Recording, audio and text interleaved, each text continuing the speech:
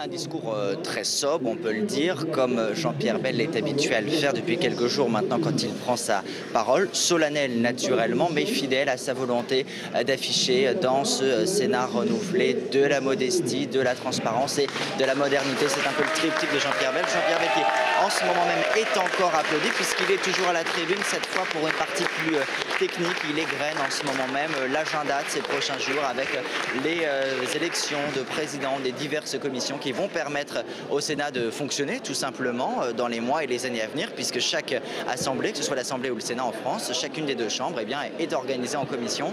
Jean-Pierre Bel, globalement très ému. Je vous propose d'ailleurs de réécouter un extrait de ce discours, c'était il y a quelques minutes. Je veux dire mon émotion forte au moment de m'installer dans ce fauteuil qui représente une des fonctions les plus éminentes de l'État.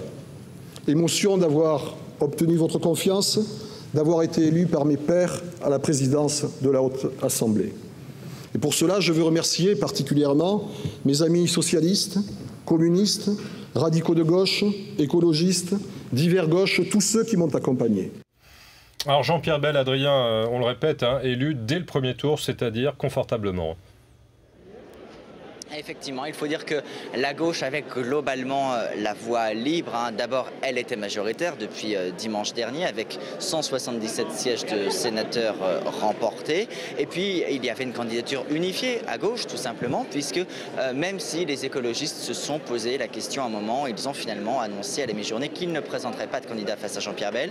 Il y avait donc cette gauche gagnante et unifiée d'une part, face à une droite qui avait perdu la majorité dimanche dernier et qui en plus partait divisée pour ce premier tour de l'élection du président du Sénat, puisqu'à droite, on le rappelle, il y avait à la fois Gérard Larcher, le président sortant UMP, et la candidate centriste, Valérie Létard, députée du Nord-Pas-de-Calais, sénatrice bien sûr du Nord-Pas-de-Calais.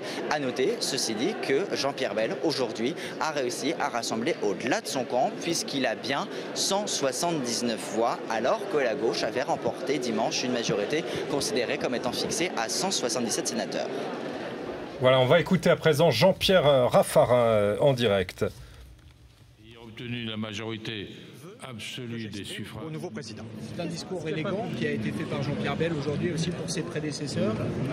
Je pense que nous avons assisté à un moment très sénatorial de respect des uns et des autres. Et au fond, nous aurions préféré gagner, mais nous respectons la victoire de la gauche et nous respectons l'élection de Jean-Pierre Bel qui s'est montré dans le passé une personnalité qui mérite le respect.